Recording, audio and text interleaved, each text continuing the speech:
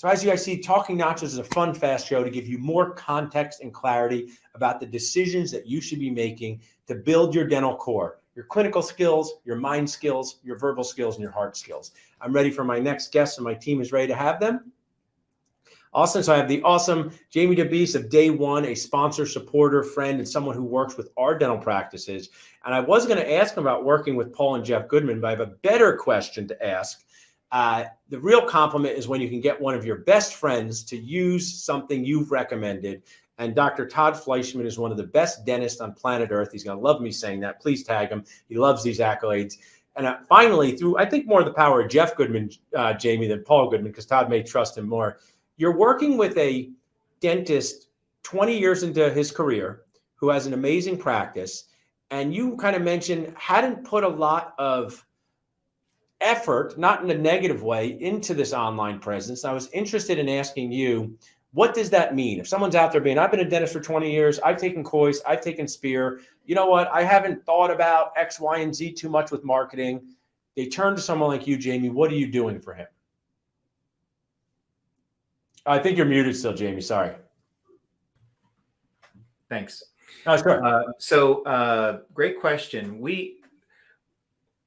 We are so fortunate to be able to work with Dr. Fleischman. It's a great experience for us to not only get to know him on a personal but also professional level. They have a great practice, great people over there, and he has built an amazing reputation without really doing any marketing at all. They are just that good at what they do. Their patients love them.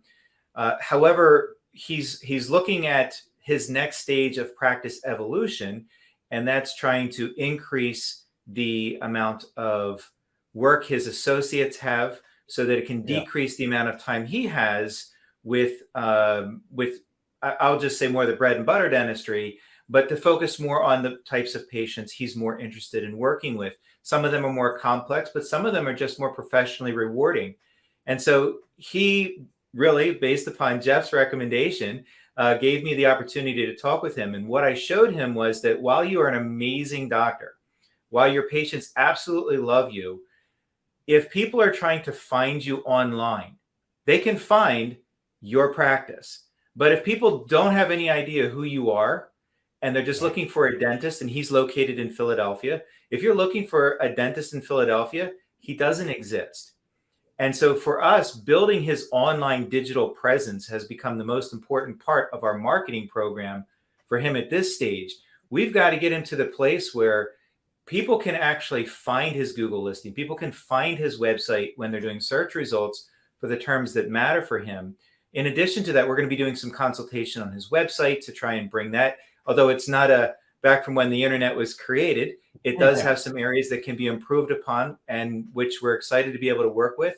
He has amazing photography, and that's something that I think he finds also personally rewarding, is just the photographs he takes of his before and after patients. And that's going to be something that we're going to be showcasing in work that we're doing for him as well. So we want to make sure that when potential patients are looking for a dentist in his area, not only are they going to be able to find him, they're going to love what they see, and they're going to be able to connect with him in a very convenient, fast manner and just be able to build that practice with all these more patients.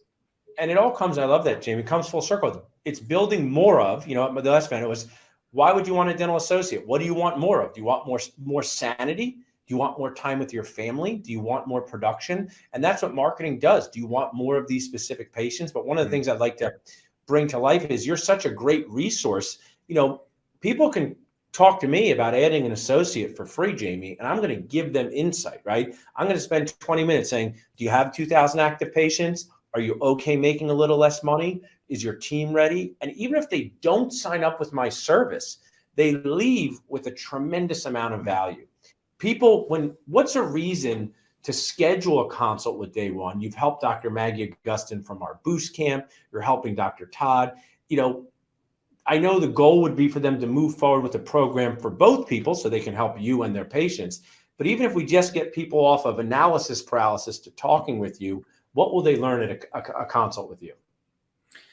What we want to do first and foremost is we want to educate the dental practices, the dental owners, the dentists themselves, that there are foundational things in marketing that when you don't have these in place, downstream, you're going to have much more issues than you realize. Yeah. It's kind of like taking care. It's like if you don't do that foundational work in your treatment plan, it may look good when you're done, but ultimately it's not going to perform the way you intended.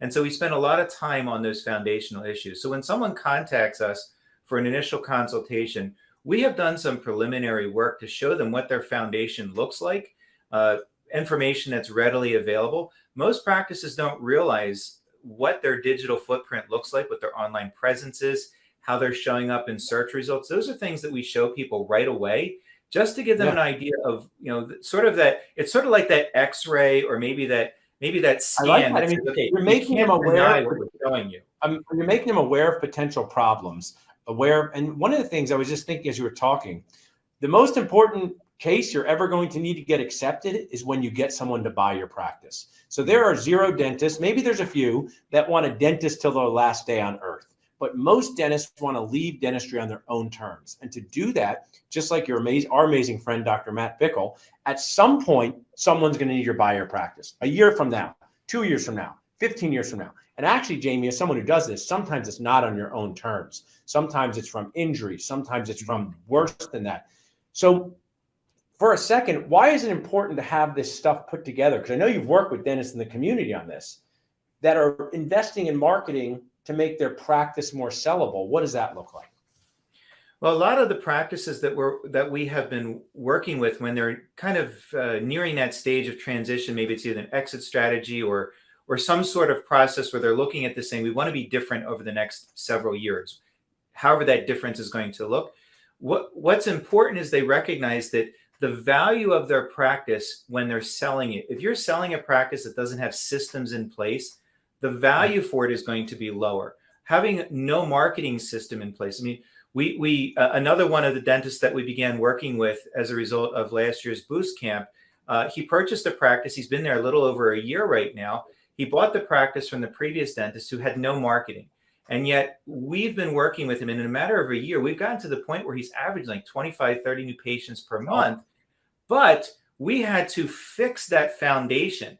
When you sell your practice, if that's the direction you want to go, and you already have a system in place and you're not making the next doctor pay for it. In fact, I've seen, and we've spoken with quite a few doctors that have said the previous doctor did no marketing, or the previous doctor did such a poor job of it. And in fact, we see this on such a common basis that this is actually one of the predominant questions that we are prepared to answer is, what do I do now that I've bought this practice or that I want to sell this practice? What is that process going to look like? It is very common, but yet a lot of doctors are not prepared for what that looks like when it comes to investing in marketing and how they can fix what that looks like going forward so that they have a long-term strategy for success. It's such a key point, and it allows me, as we wrap up, you can text day 1 to 215-543-645 to learn more. But our Dental Nacho Supreme program, Jamie, last year at Boost Camp, you gave a whole talk on owning your own, how would you call it, digital assets, or what would you? Digital assets, yeah. Yeah. So you guys can watch that on our Supreme platform, because if you're a new practice owner, you're taking over a practice, you're not sure what's going on with the practice that you were familied into, like me, right? I was this joke, my dad, and I wish you had a chance to meet my dad. You'll love him, Jamie, but him and his partner, Y2K, they used to say, hey, Dr. Goodman Sternberg, are you guys ready for Y2K? They said, we are ready. They didn't have a computer in the office in 1999, Jamie, not one. They said, oh, we're ready. Nothing's going to happen to us. They had a paper book. So you may be familied into a practice where you may have an awesome dental opportunity, but their marketing and technology could be from 30 years ago. So check out Jamie there. Jamie, thanks for supporting everything that we do. We truly appreciate it. Thanks, Paul. Awesome. Nacho, team, make a Supreme one too here as we bring up Dr. Avi.